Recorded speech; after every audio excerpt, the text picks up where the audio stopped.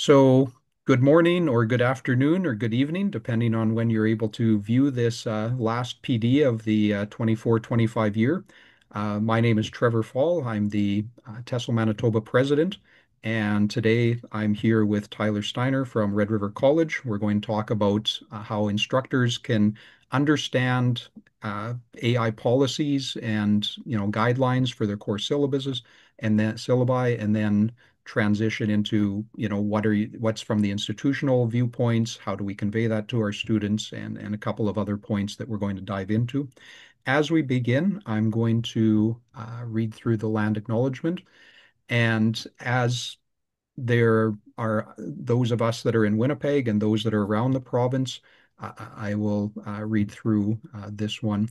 So we acknowledge that in Manitoba, we live on the ancestral lands of the Anishinaabe or Ojibwe, the the Thinawak, the Cree, Dakota, Anishinaabe, and the Denisule or the Dene, and that Manitoba is the homeland of the Red River Métis. In Winnipeg, we are all living on Treaty 1 land, and Treaty 1 is an 1871 agreement that outlines a relationship between Indigenous people and Euro descent peoples and all those who followed. We also acknowledge that we receive our drinking water from Shoal Lake 40, the First Nation and Territory 3 territory. And Winnipeg has the largest Indigenous population of any major city in Canada. So we believe that that situates us to be what we should be, what we can be, and what we need to be in the center of positive change for Canada. So, Tyler, I appreciate you joining us today and having this opportunity to discuss this all-important topic. And just as a quick overview, so you're a teacher educator, you're an educational technology leader at RRC Polytechnic, and you're pioneering in the integration of AI in education. So in Tyler's teachings, he works to empower educators to embrace AI's potentials, of which we know there are many, but we also need to navigate the risks from that. So he's drawing on a background of teaching and ed tech, and his lessons explore how generative AI is impacting teaching and learning in potentially positive ways, such as efficiency, personalization, creativity, while promoting caution about potential drawbacks of Gen AI, such as inaccuracy, bias, academic integrity, and learning loss.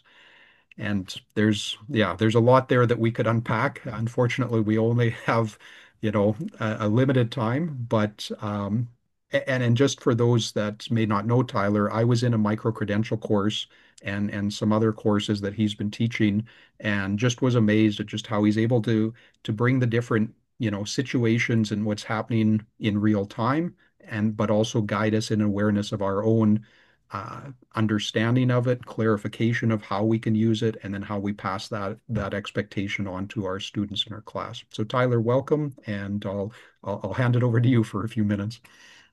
Thanks, Trevor. It's good to see you again.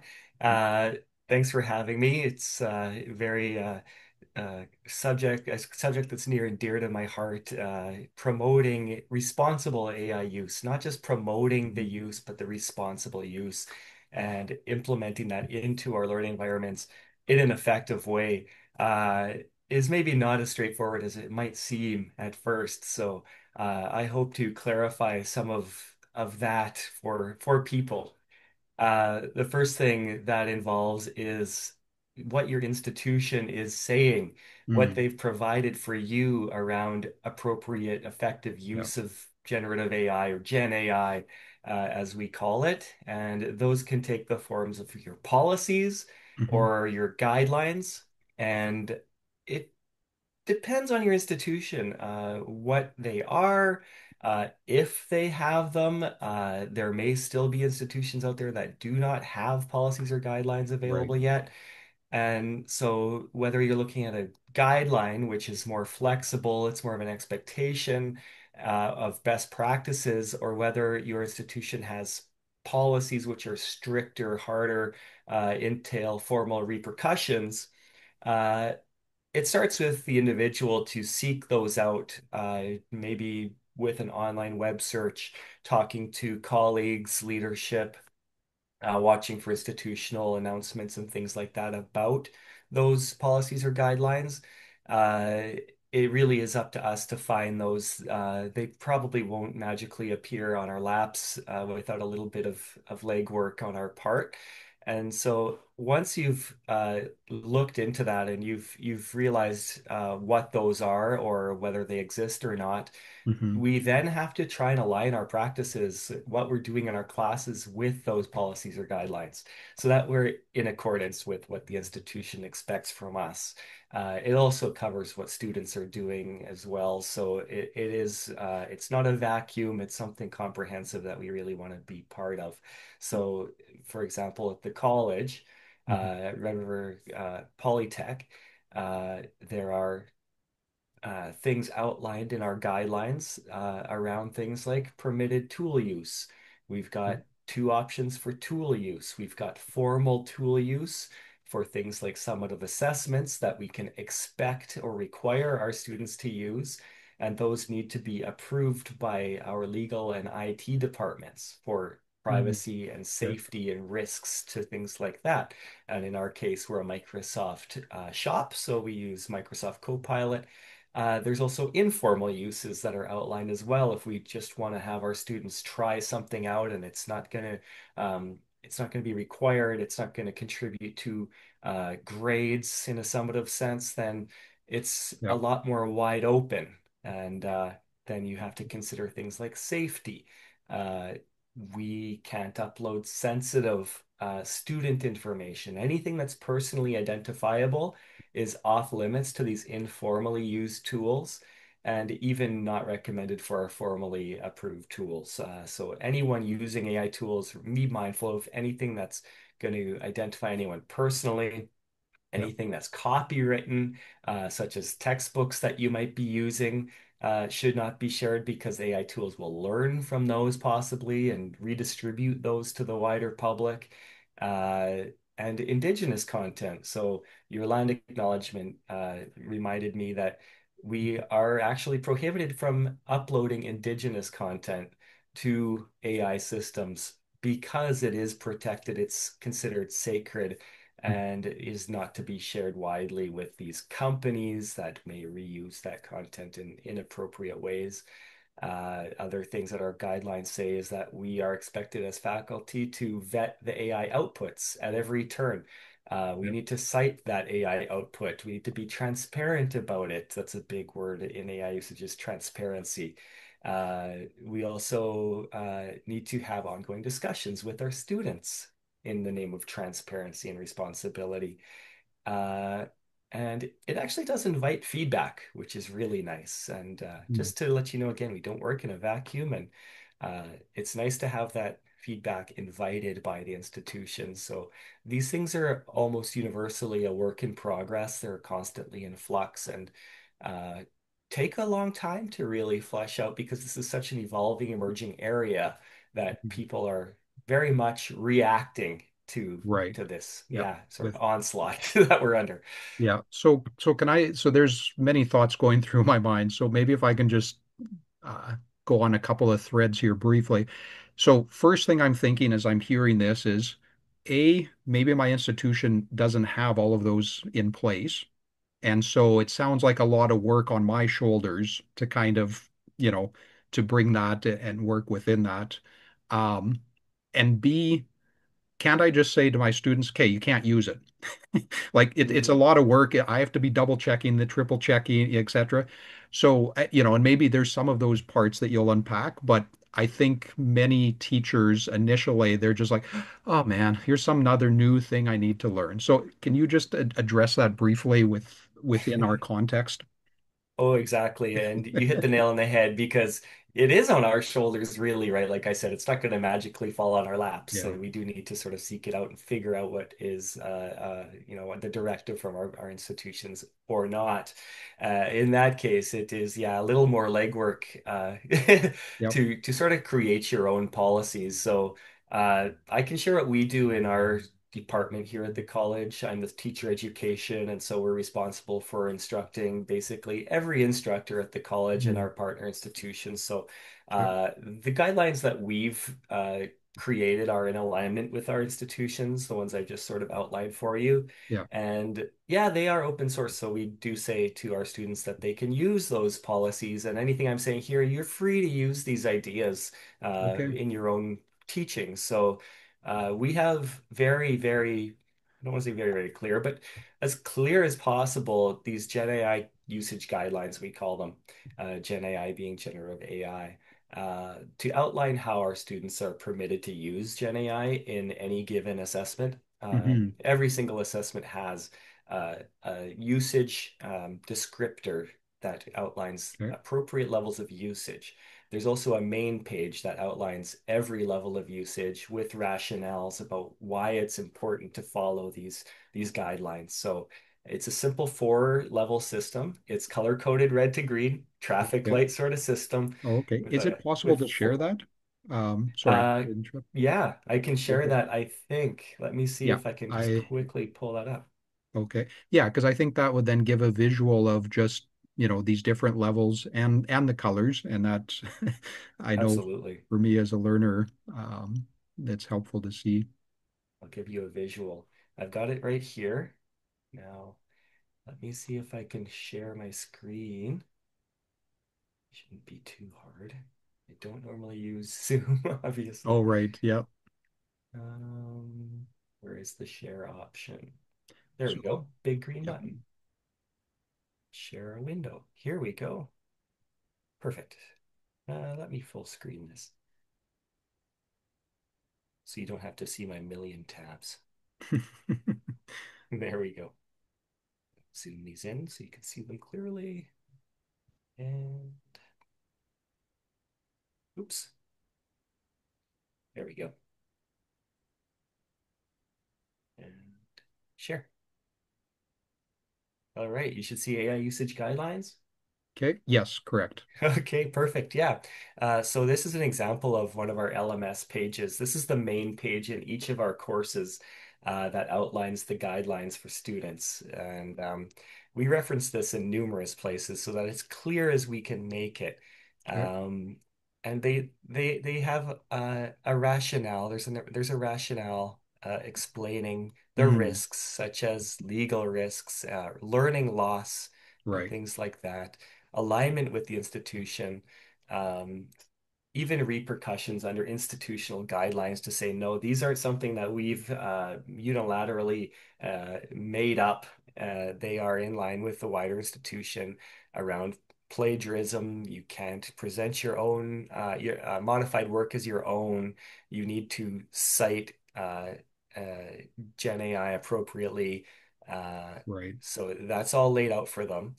Uh, Guides them how to cite and acknowledge as well. We use APA format, so it's just a simple matter of giving the AI provider name, like Microsoft Copilot in the year.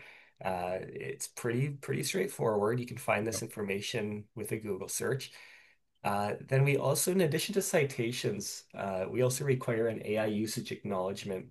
This is generally best practice under APA guidelines, Okay. and it goes at the end of student work, whatever it is, and it just asks them to say how they use Gen AI. So it gives more detail in addition to a citation and a reference, which I'll show you some examples of in a second Sure. uh, with the AI assessment scale. And so this is adapted from a person, a scholar named Leon Furze, Furze.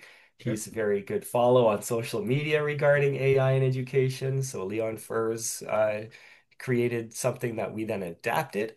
And what we stress here, most importantly overall, that I should share is that we do stress that it's all about your own critical thinking, analysis, and unique contributions contributing to the learning process. So that work, that human in the loop, as we call it, always needs to be there. That's always the focus of whatever we're doing when AI is involved or not. That work still needs to be there. We can't offload or outsource our thinking to AI and risk that learning loss. So responsible use. So the first level that we have, it's red. Uh, no AI, that's independent work. So they must complete everything on their own. There's a little rationale there. It's going to help you demonstrate and strengthen your individual skills and knowledge. Then, as for an acknowledgement for them to put at the end of their work, nothing required. It's your own work. So that Hmm. would be level one.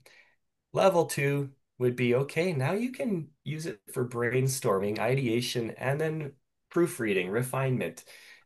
Yeah. So the core content remains your own, uh, just to enhance your product, with the acknowledgement being that I used it for idea generation and refinement, and we do require that they specify exactly how AI was used to really promote that transparency.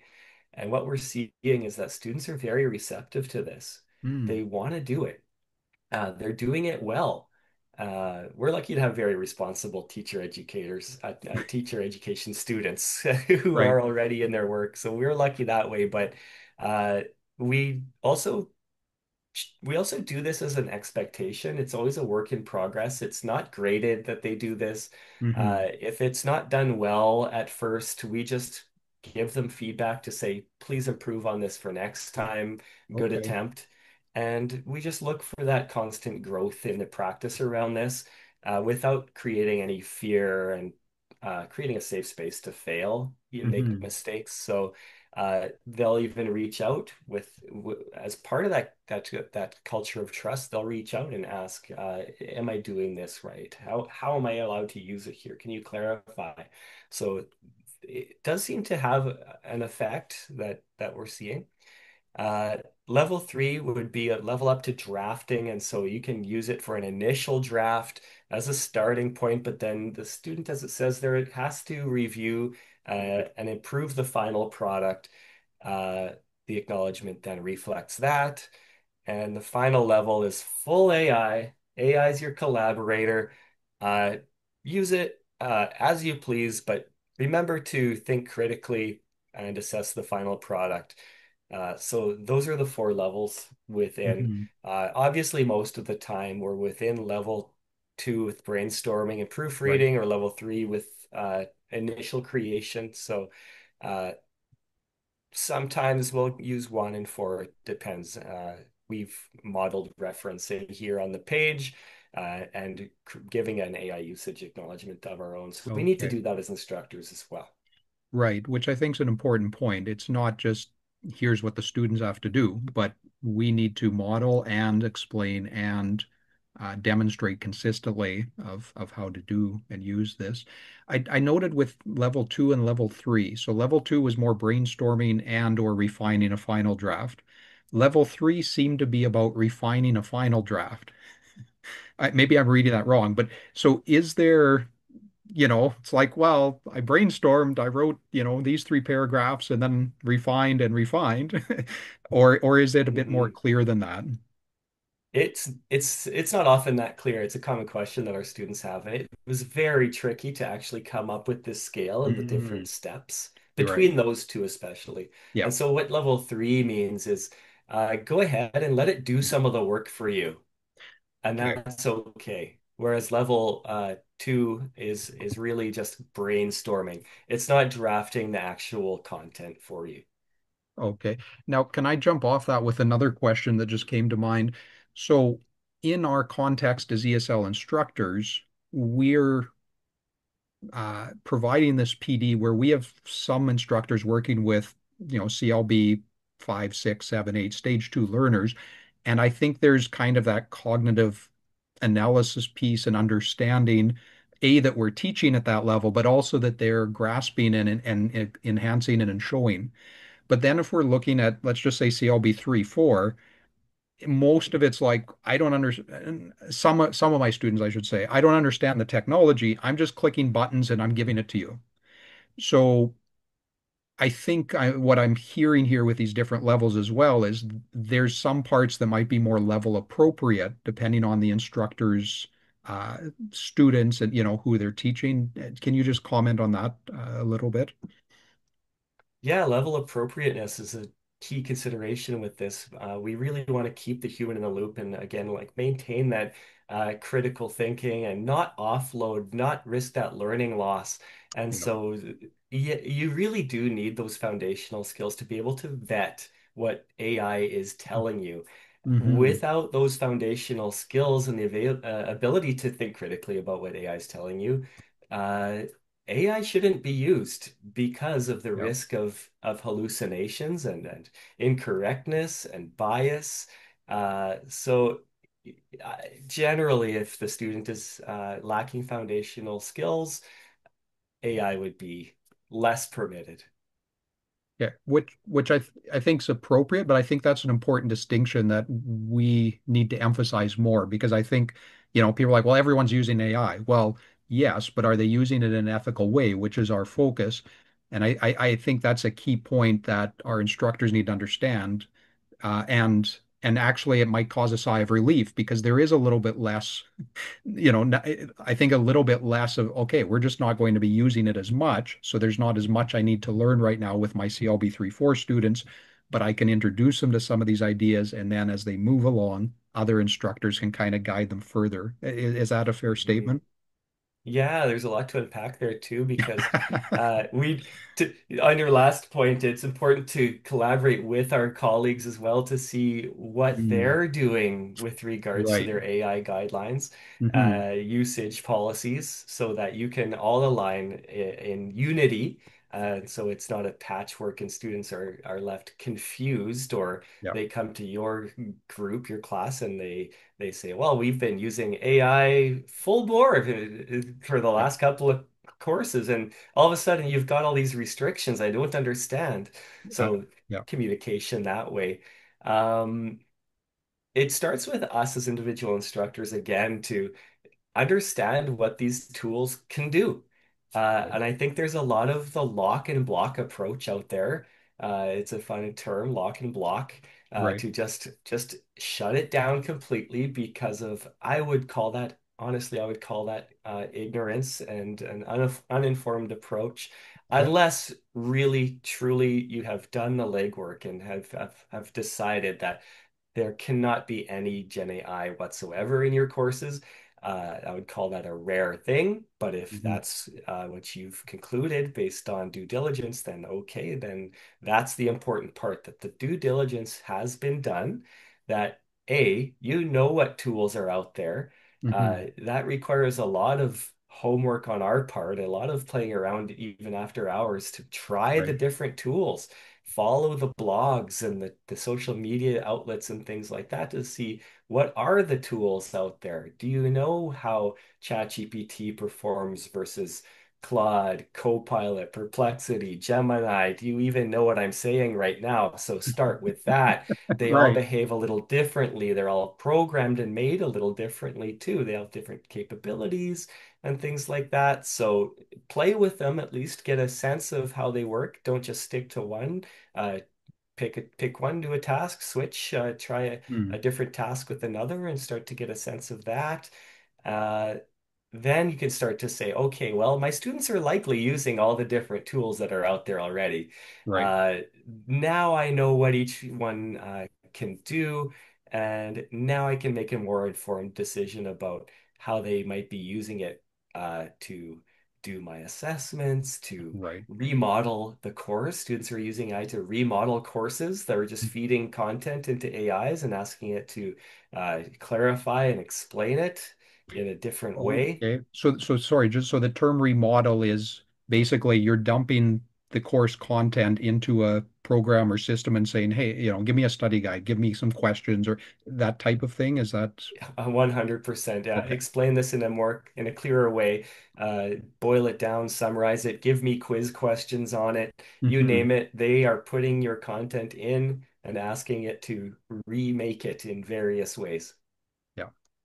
Right. Okay. Create a diagram based on this, an infographic, for example. Yeah, Yeah. all kinds of ways. So uh, it helps to run your own content through AI in that regard, so that, well, AI can make a lot of improvements to it, I'll tell you that, and Hmm. come up with really great ideas because they don't suffer fatigue like we do. They don't get Right. stuck in the same ruts we do Yeah. Yeah. and routines. So do that and then see how your assessments fare when you Hmm. run Yeah. them through AI Yeah. to see how students might be using them that way and Hmm. make adjustments accordingly. So are you up on best practices in education like we teach in our teacher education courses around Right. authentic assessments and active learning, cooperative learning, and these things that make things more AI resistant, not AI proof, because that's unreasonable and unrealistic to AI Yeah. proof things. Let's face it, the horses are out of the barn.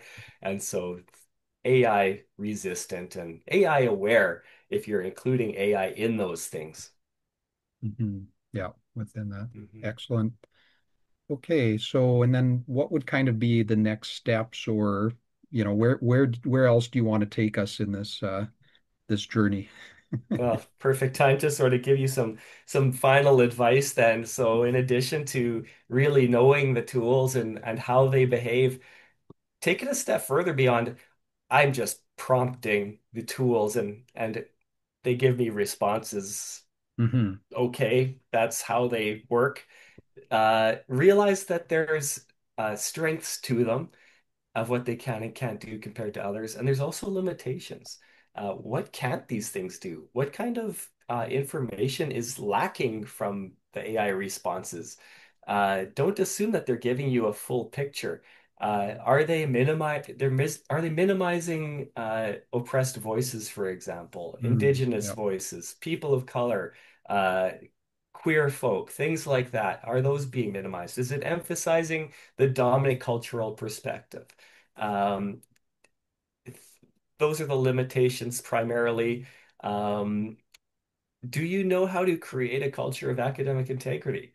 And so instead of playing plagiarism police and even locking and blocking, do you know how to talk to your students about effective and responsible use? Are you doing that from day one? Are you opening up a trusting dialogue with your students where they feel safe to make mistakes around Gen AI and they don't feel like they're under pressure and being threatened with punishment if they make a misstep, and which generally Hmm. creates a culture of fear and mistrust Right, that we want right. to really avoid. So, do you know what your expectations are? Do you know what your citation expectations are around these things? So, a little bit of legwork on our parts. And open dialogue with our students, willingness to experiment in class with these things and say that it's just an evolving area and we need to learn together because the horses are out of the barn. Yep, yep, yep. hmm Within that.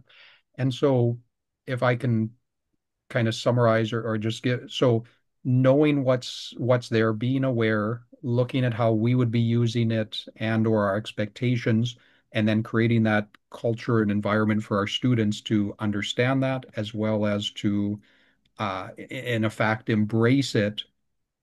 So I don't hear you saying, and you are fairly clear earlier, like we're not just blocking it, we're showing and modeling and helping our students understand how do we use this responsibly and and move forward with it in a sense. Yeah, in an authentic way, because in Hmm. reality, studies are showing that the majority of students are using it.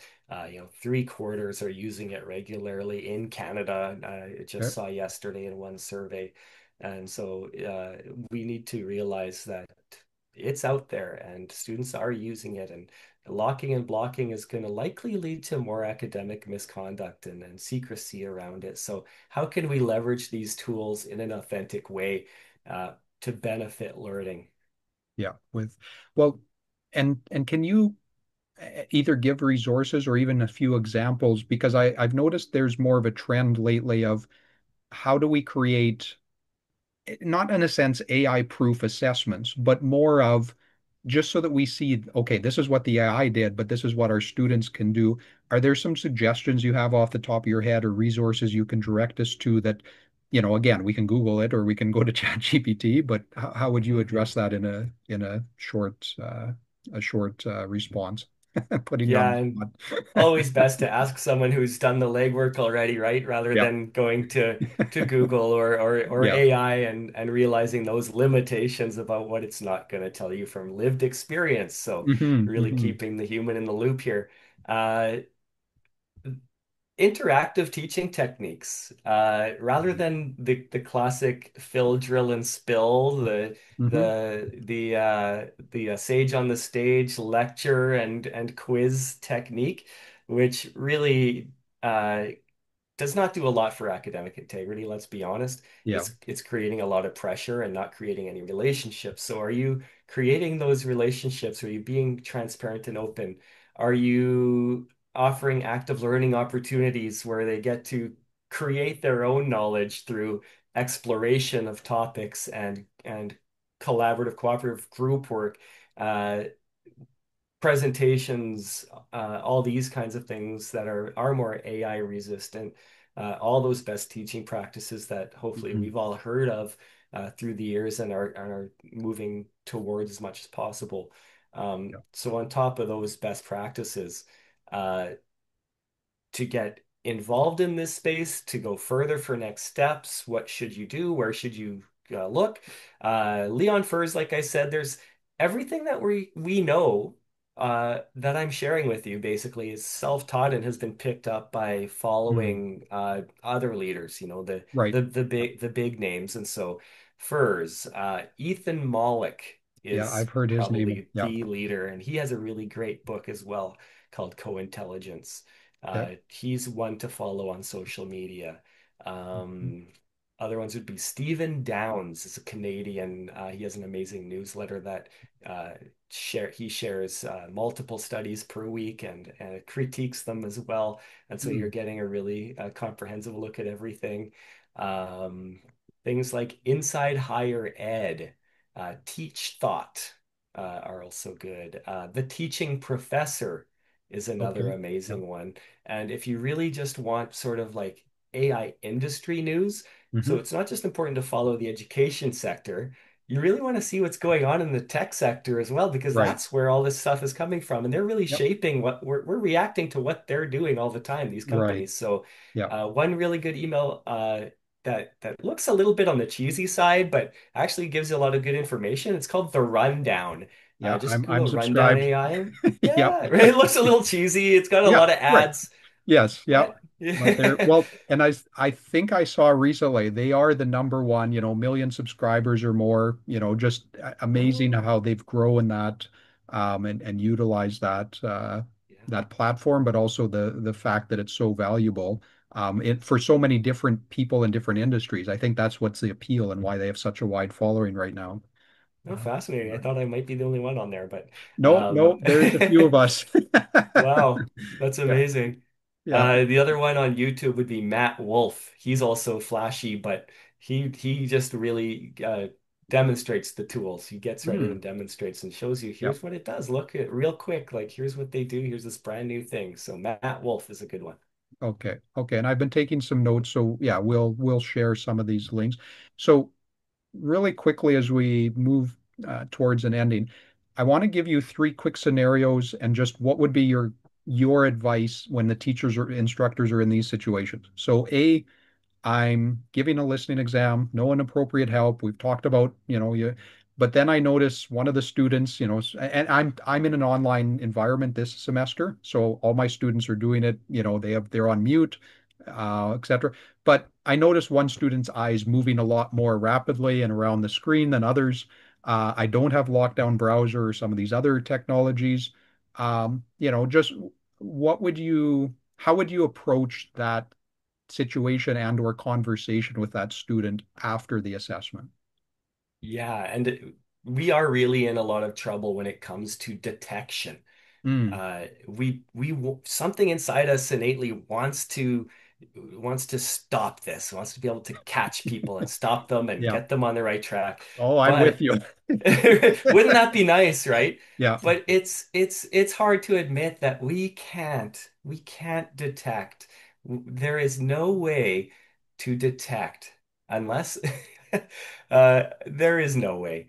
We don't promote AI plagiarism detectors like Turnitin and things Right. like that. Yep. Yep. They give false positives. They flag EAL learners Yes. Yeah. more often. Um, it creates a situation of mistrust where it sets them up and makes you look like you're trying to catch them, and Yeah. we Yeah. don't want that. Uh, Even if we can, let's be honest, we can tell when something reeks of AI generated material. Hmm. It's that Yep. certain style, and Yep. uh, even then, there's no way unless we catch them red-handed, and so that's really unfortunate.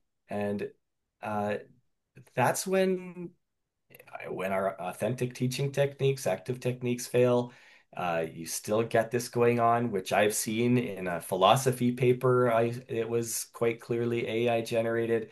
Yep. Uh, I had to get over myself, first of all, Mm, and realize this. contains the student's personal insights. There are insights Okay. in here, Right. but it was heavily um, refined by AI, and that's where my heart initially sank. This was in the early days, and Okay. Yep. I had to remind myself they're using it appropriately. This is their philosophy. It's not maybe in an authentic voice, but it's Mm. well written. What more do we want here? Right. So I had to get over myself. If you're in a situation with, say, your student and you're suspecting something, again, that culture of academic integrity, it's all about trust. So intervene very gently, have these discreet conversations, fact-finding missions, basically, where you're not approaching from an accusatory standpoint.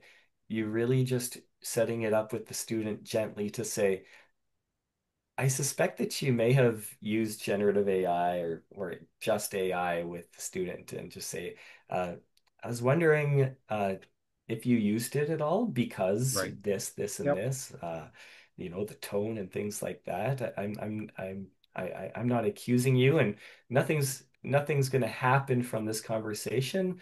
I'd just like to find out if you used it, and I want to make sure that you're not maybe missing out on any learning opportunities. And so Right. Yeah.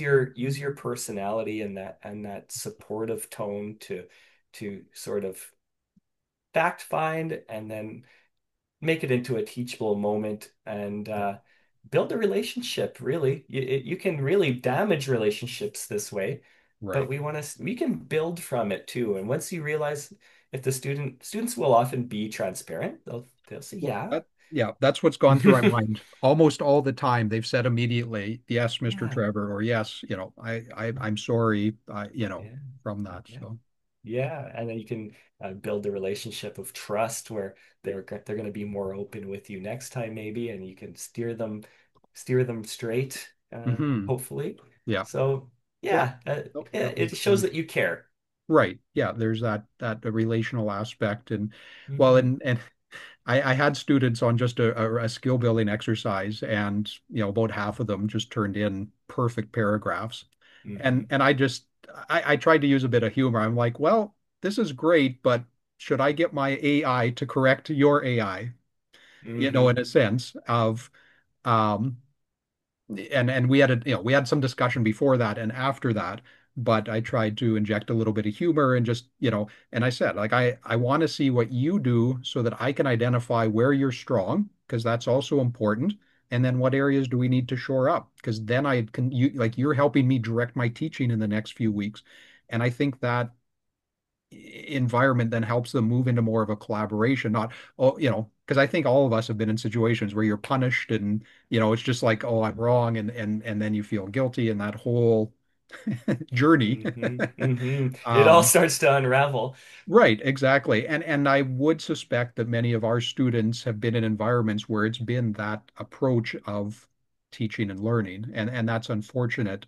So having a different That's right. model, and you've expressed and explained to us today some of those things, which I greatly appreciate, of just how to work on ourselves in these areas, but then also how to gently include our students and create that environment of interaction and Hmm. trust, and then work together towards the goal, which is they learn and grow and use tools appropriately, and we're able to assess and teach and guide them to that final place that we want them to be at the end of a semester or a year, etc. Yeah, well said. Exactly. I couldn't have said it better myself. You handled that situation really well with the humor and the Mm, relationality and promoting, collaboration on these things and transparency as well. So mhm. um, sometimes we do need to realize that we all ha come from this traditional paradigm of Yeah, sage on the stage, yeah, and we yeah. need to realize that we need to create more inclusive spaces, be Right. more honest and authentic, and Yes. treat the student as learners Yeah. No, who are on a exactly. journey. That's Yeah. right. Yeah, within that. Excellent. Well, I really appreciate you taking time today.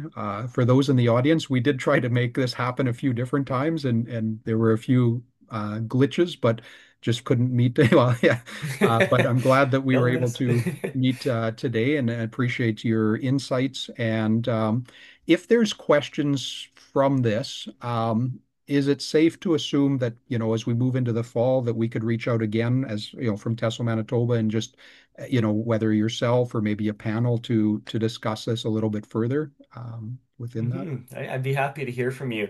If anyone out there is interested in learning more about this formally, we Hmm. have our AI Right. micro-credential courses that you're part Yes. of, Trevor. There's a series of three from foundational skills to teaching skills to working with students with Hmm. AI. And you can find those through the RRC website. Gen AI micro-credentials Okay. it should take you there. So it'd be Right. nice to see you. Yeah, I'm glad you mentioned that because I did take the first one and thoroughly enjoyed it, but it was so informative of just shaping my practices and understanding and then being able to put that into our course syllabus and then being able to explain that and pass that information on to our students, which again gave them some of the guardrails or suggestions of how it'll be used, which I think gave them a sense of safety as well. Because then they're, oh, okay, Mhm. this and this, and oh, and Safety. this time. So yeah, it was very informative with that first session, and I look forward to joining some of the other. You mentioned it's a three parts within that program or that certificate. Yeah. Three parts, non-consecutive, standalone, take them as you please, depending on your Okay. interest. Yeah. And we hope to model everything that we've been talking about here. So Yes. thanks for the Excellent. endorsement, Trevor. Perfect. Excellent. Well, again, really appreciate your time. And for those of you watching, we will be including, some of this information and links and have future sessions because this is during the conference, this was one of the main gathering points, not just within the session, but in the hallways in between the sessions, there was questions and interactions around this topic. So I know that this is something that's front and center for many of us in the instructor ESL community. So thank you again. Gotcha. And we wish you a great summer and look forward to connecting with you and others in this area, in this arena in the fall. Well, best of luck navigating this uncharted territory, everybody, and Yeah, I hope to see you. excellent. Thanks, Right. Trevor. Yeah.